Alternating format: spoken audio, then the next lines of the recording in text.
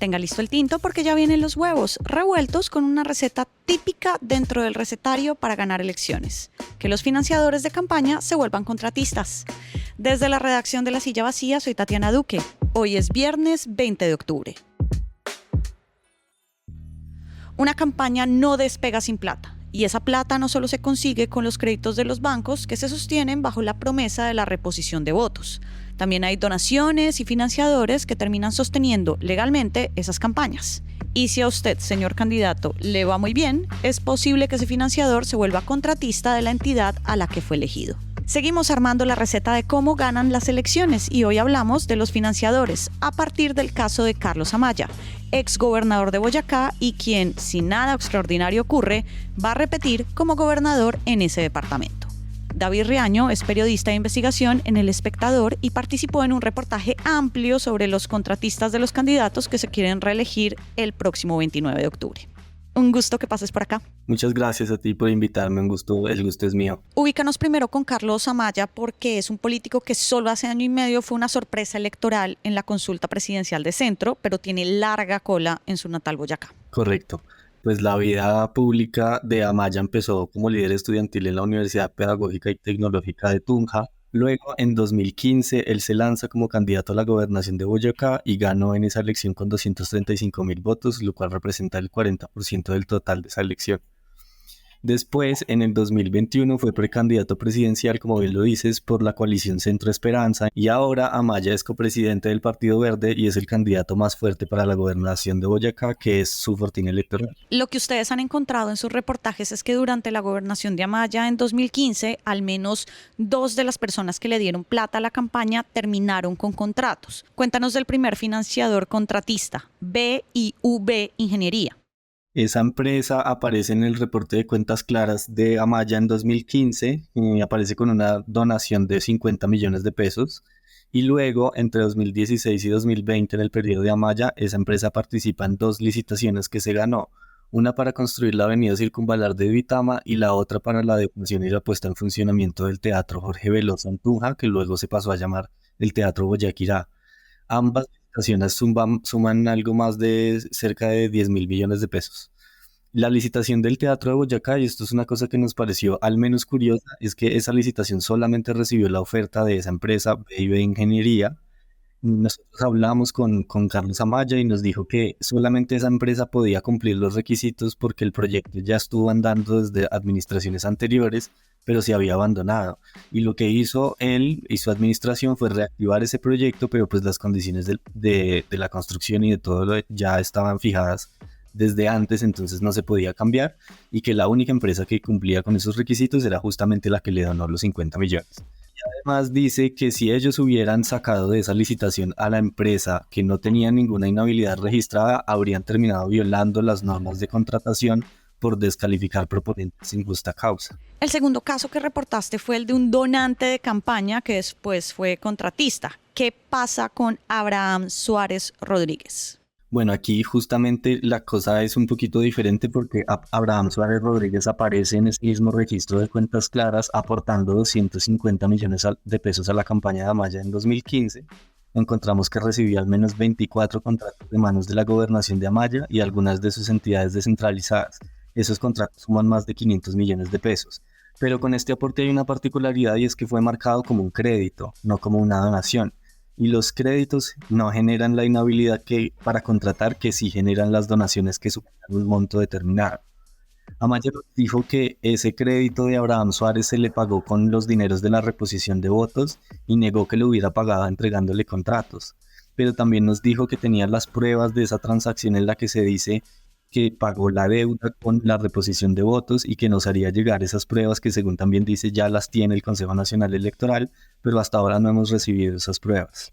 Bueno, pero digamos que cualquiera que nos está oyendo dice, hey, pero donaron y financiaron campañas, lo cual no es ilegal, no está mal, y después licitaron y se quedaron con esas cosas, tampoco es ilegal. Explícanos por qué esto resulta ser un problema o un lío en términos de transparencia.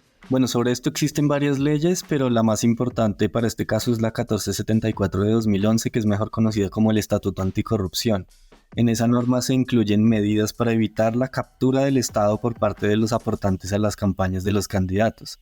Eso quiere decir que el Congreso ya ha reconocido que hay ocasiones en las que quienes aportan dinero a las campañas lo hacen esperando que luego se les retribuya con beneficios derivados de la administración pública, en la mayoría de casos pues con contratos, y establece inhabilidades para las personas jurídicas o naturales que aporten más del 2.5% del tope de gastos que determine el Consejo Nacional Electoral para cada elección y para cada jurisdicción.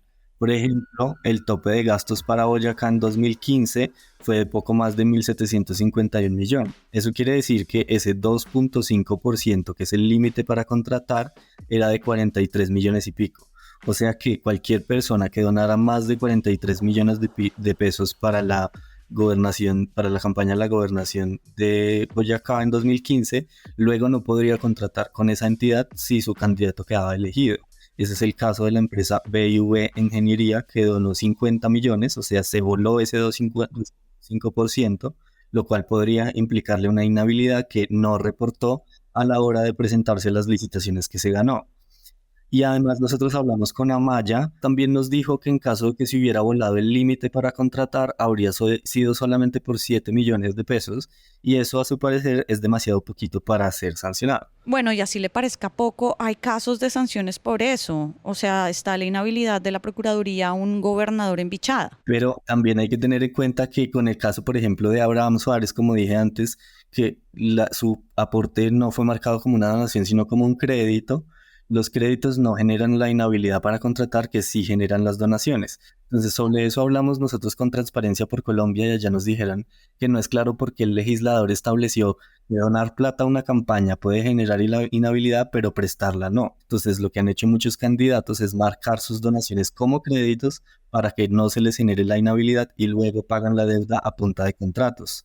De esa manera, marcando esa casilla, en el informe de ingresos y gastos de la campaña, se ahorran todo el problema y las posibles inhabilidades. Es un negocio perfecto, pero además, David, acá solo estamos hablando de plata reportada y como hemos visto en muchos casos, la plata que se mueve, sobre todo al final de la campaña, pasa por debajo de la mesa, no se reporta.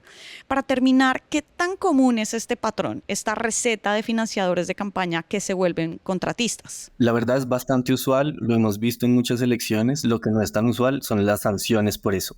Encontramos un caso muy similar con Dilian Francisca Toro, exgobernadora del Valle y hoy candidata a ese mismo cargo, porque ella recibió donaciones de empresas pertenecientes al SAR de Transporte de Cali, que se llama Ramiro Jurado Doneis. Luego, la administración de Dilian le entregó contratos a esas mismas empresas de ese señor Ramiro Jurado.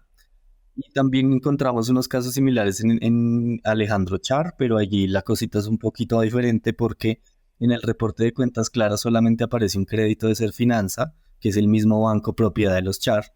Y sobre esto, al Consejo Nacional Electoral llegó una solicitud de revocatoria de la candidatura de Char porque le había entregado un contrato para administrar el Fondo de Estabilización de Tarifa del Transporte de Barranquilla justamente a Serfinanza. Pero el Consejo Nacional Electoral decidió ayer, por unanimidad, rechazar esa solicitud y dejar en firme la candidatura de Char. Nosotros tenemos el proyecto de resolución del Consejo Nacional Electoral sobre esa decisión y ahí quedó claro que no fue Serfinanza quien se encargó del manejo de ese fondo, sino la fiduprevisora, y por eso dice el Consejo Nacional Electoral no se configura la inhabilidad contra Char. David, muchas gracias por indagar estos contratos y darnos tus luces por acá. Muchísimas gracias a ti y un saludo para todos allá. Y arranca el día con estas movidas. Los candidatos inhabilitados aparecerán en el tarjetón, pero el voto será nulo, dijo el registrador Alexander Vega. Un tribunal negó la tutela a Tulio Gómez para que no le revocaran su aspiración en la gobernación del Valle. La decisión va a ser impugnada. El otro viernes se conoce la determinación final.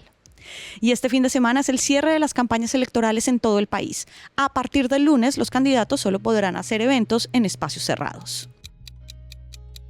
Faltan solo 9 días para las regionales y todo lo que necesitas saber para elegir está en lasillavacia.com, así que elija ser súper amigo. Y por acá cada mañana estará servido su desayuno político favorito. A continuación, en los canales de Huevos Revueltos, reciba su ñapa semanal contra la desinformación. Con la producción de Fernando Cruz y de Sergio García, yo soy Tatiana Duque. Nos escuchamos mañana.